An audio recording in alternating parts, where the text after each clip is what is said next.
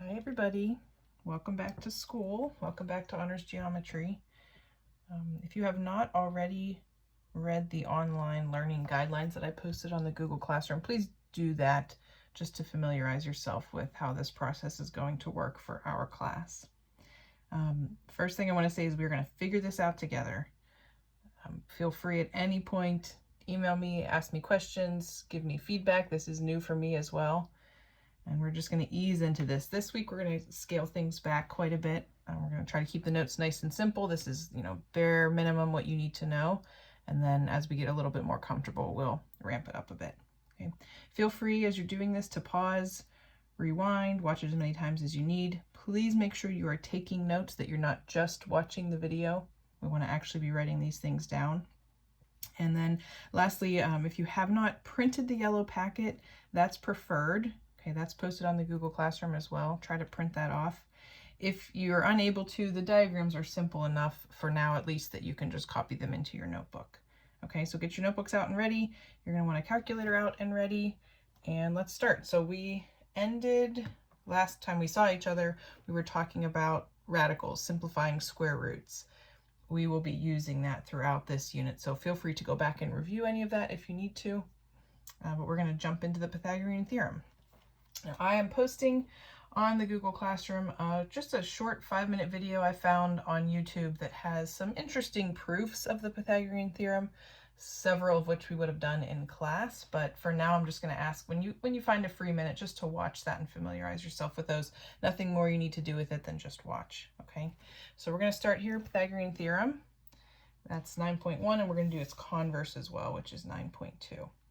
Okay, so here's what it says. We all know this, right? A squared plus B squared equals C squared. But let's make sure we know exactly what that means.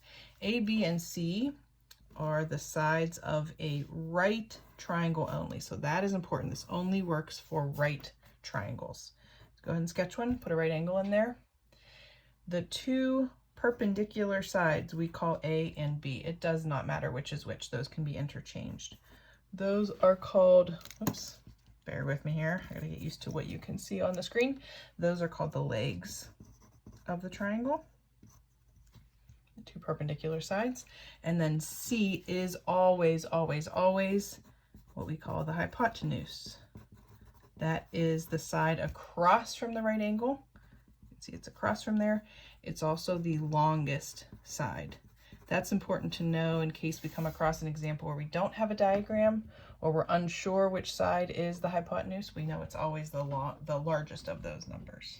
Okay, so this is used to find missing sides of triangles. So let's just try two basic examples here.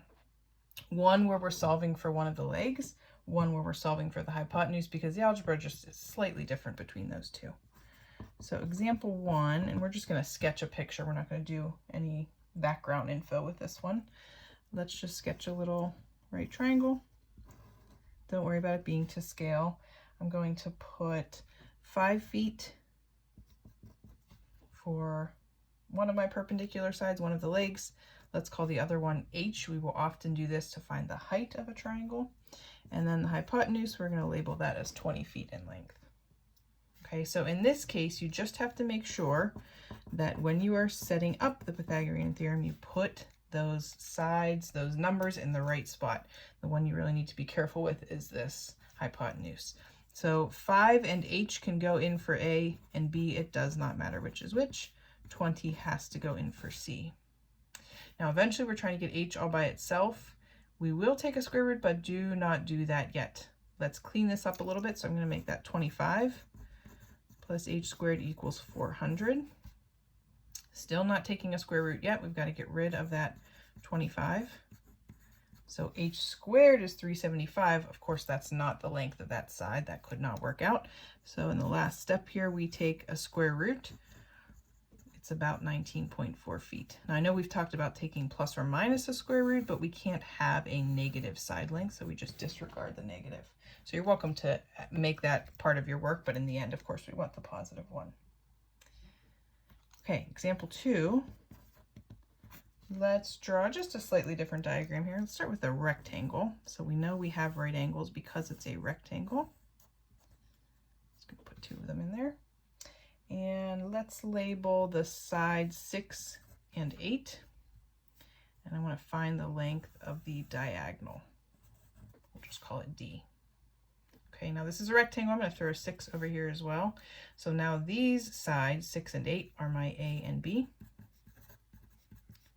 My unknown side is the hypotenuse this time, so look where I'm putting that, on the right-hand side all by itself. Okay, so we end up with a 36 plus 64 equals D squared, or 100 equals D squared, and then last step in all of these examples will be to take a square root. Just be careful that you do it at the proper time. Okay, now we'll see some practice problems in a minute here you can try that get a little more interesting than that, but that's each scenario, either solving for a leg in example 1, solving for the hypotenuse in example 2. So you can see how the algebra varies just slightly, the steps in your work. Okay, let me go to the back here. 9.2 is the converse of the Pythagorean theorem, and here's what it says.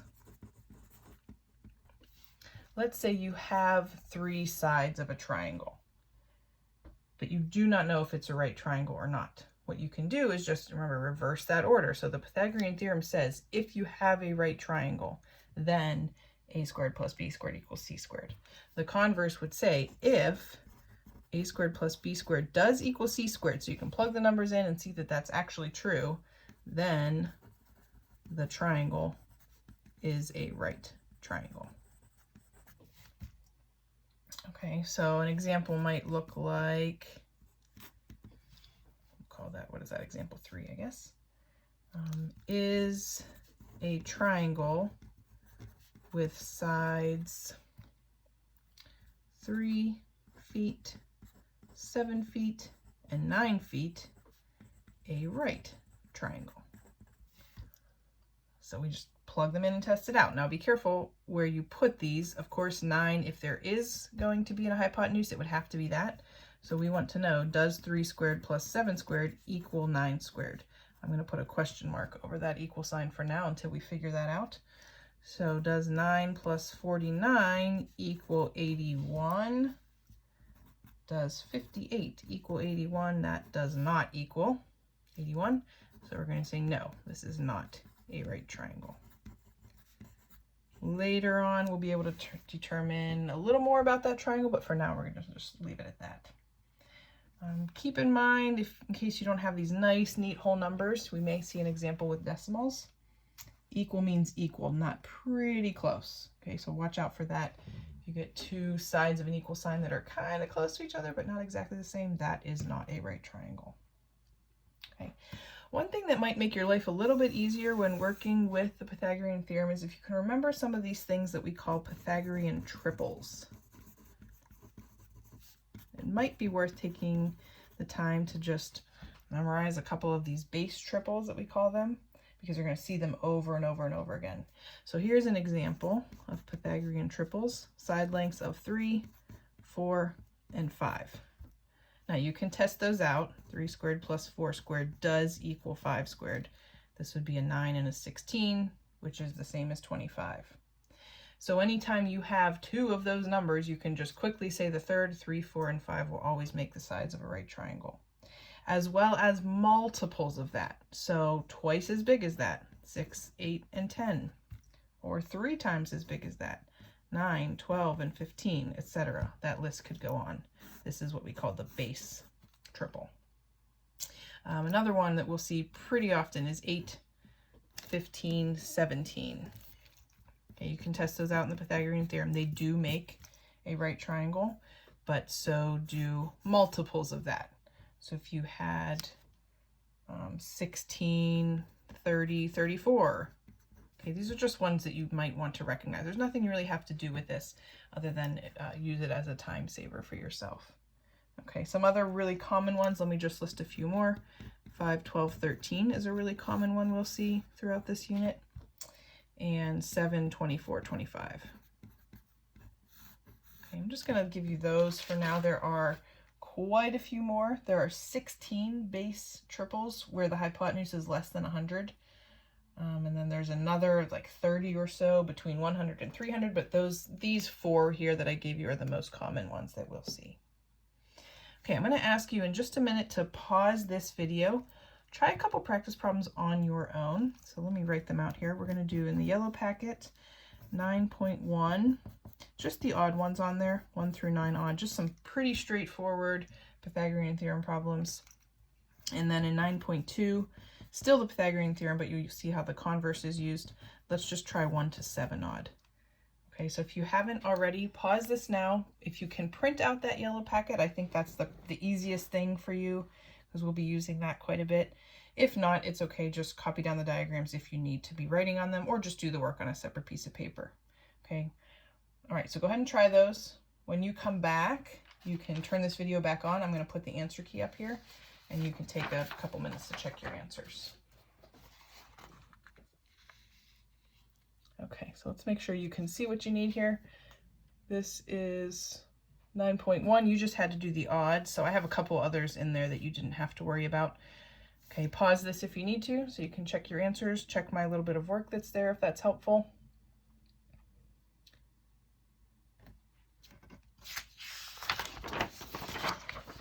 Here's 9.2 for you. Again, pause it if you need to. Take your time, check your answers. You just had 1 through 7 odd. Okay, so I have a couple answers up there that you didn't necessarily need. Okay, so now when we're talking about homework, and of course well, let me back up a second. There is no homework from the yellow packet for tonight. There are no extra practice problems. If you have that done, you're done with that for now. Just a couple reminders. Now would be a great time to send me an email if you need to. If I can clear something up through there, that's fine. If we want to talk about doing some kind of live video with each other, we can figure that out later. We'll figure out what works for everybody. If you have not joined USA Test Prep, please do that, because I will have some assignments that I'm going to grade and check through there later this week. So make sure you're getting an account on there. The directions are on the Google Classroom. And then if you haven't watched the video for the proofs of Pythagorean theorem, it's a quick one. It's only 5 minutes. Okay, so take the time to do that. Okay. All right, hopefully day 1 went okay. Luckily, we started out on a pretty straightforward lesson, so that's great. And again, we're going to take this day by day. We'll figure it out. You let me know what questions you have. I'm happy to hear some feedback from you just about the video itself. If you've seen something that another teacher in a classroom is using that you think would work well in geometry, I'd love to hear about it. And I'd love to just hear from you in general. Okay, so feel free to shoot me some emails today. Okay, great job today, guys. Talk to you later.